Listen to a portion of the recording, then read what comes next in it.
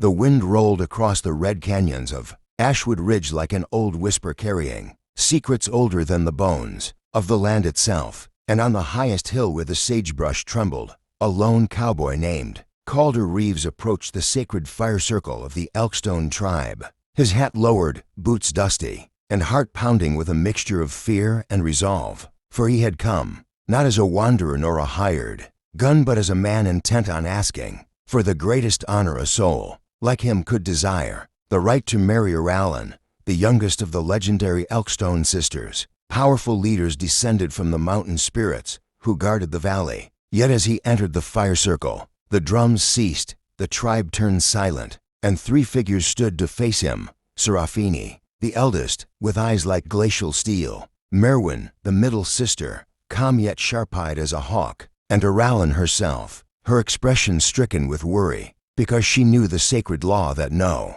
outsider had ever survived. Before Calder could speak his vow, Seraphine's voice cut through the air like an arrow, declaring that by decree of their ancestors, no man could wed into their bloodline unless he first satisfied the sisters, meaning he must prove his spirit strong enough to pass their three ancient trials: the trial of courage, the trial of truth, and the trial of sacrifice, each crafted generations ago to test whether a person's heart burned with absolute loyalty to the people, the land, and those he sought to protect. Calder accepted without flinching, though the crowd murmured, for the last man who attempted them never returned from Whisper Canyon. The first trial began at dawn. Calder was led to the canyon mouth where serpentine winds howled like lost ghosts, and Serafini explained that he must cross the bridge of shattered stone that trembled with each step, and that the canyon would conjure illusions born of his greatest fears,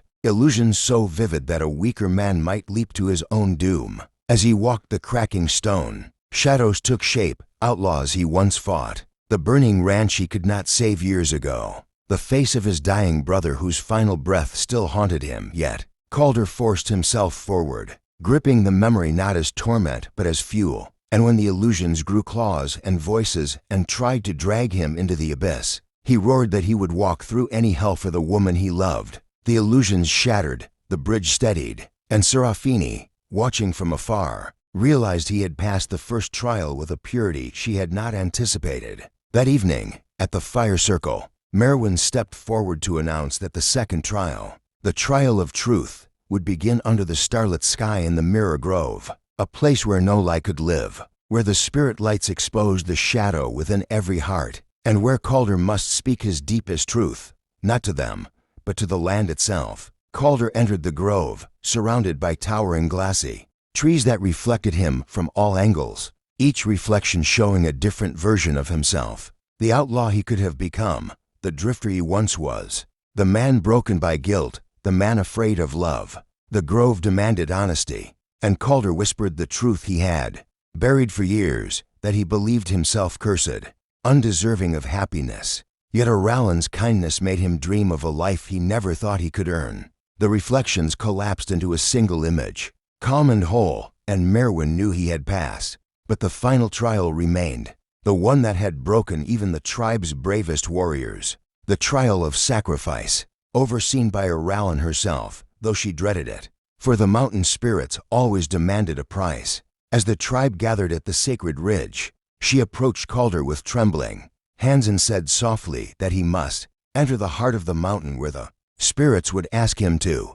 surrender the one thing he valued most, though neither she nor he yet knew what that would be. The trial was set for dawn, and as the firelight flickered across their faces, Calder squeezed her hand and vowed he would walk into the mountain and return to her no matter what the spirits demanded. But far above them, in the dark cliffs, something ancient stirred, something that had been waiting for a soul brave enough to face it. And as the chapter closes, viewers are invited to stay with the story, support the journey, and subscribe to keep the saga alive. At dawn, the sky blazed crimson over Ashwood Ridge, as if the heavens themselves sensed the weight of destiny unfolding, and Calder Reeves, worn yet unbroken, stood before the towering entrance of Spiritfall Mountain, its mouth shaped like the jaws of some ancient beast frozen in stone. As the tribe gathered behind him in solemn silence, Aralen approached, her fingers trembling, as she tied a leather cord,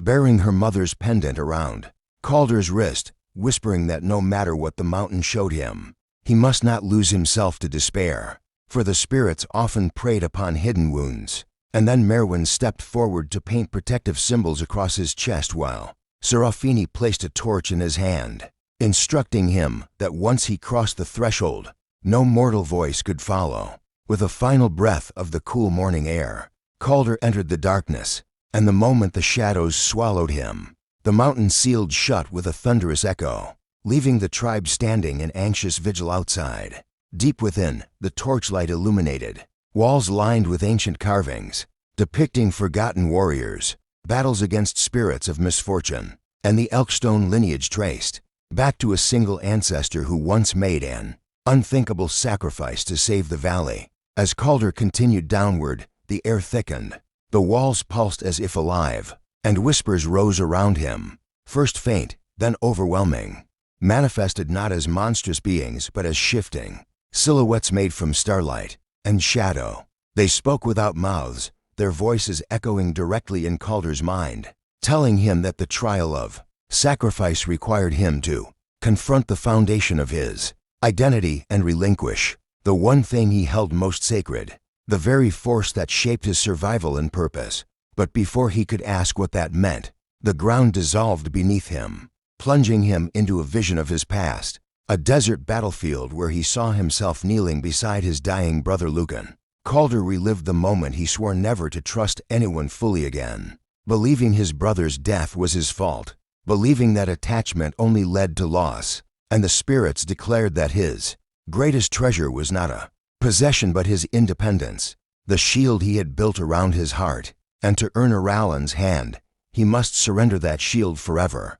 allowing himself to be vulnerable, accountable, and bound to a people. The vision shattered, and Calder returned to the cavern shaking with emotion, understanding the sacrifice demanded, responsibility, and love, a sacrifice deeper than blood. He accepted, and as he did, the spirits surged around him, filling his mind with blinding light, rewriting the weight he carried, healing old wounds but binding him with a vow that could never be broken. He would belong to the Elkstone tribe until death. When the mountain finally released him, he emerged into daylight staggering but transformed, and the tribe gasped at the shining marks left across his chest, glowing like silver fire. Aralen broke into tears, throwing herself into his arms as Serafini stepped forward and proclaimed that by sacred law, he had satisfied the sisters, he had faced their fears, their truths, and their ancestral spirits, and had proven his heart worthy. The tribe erupted in celebration,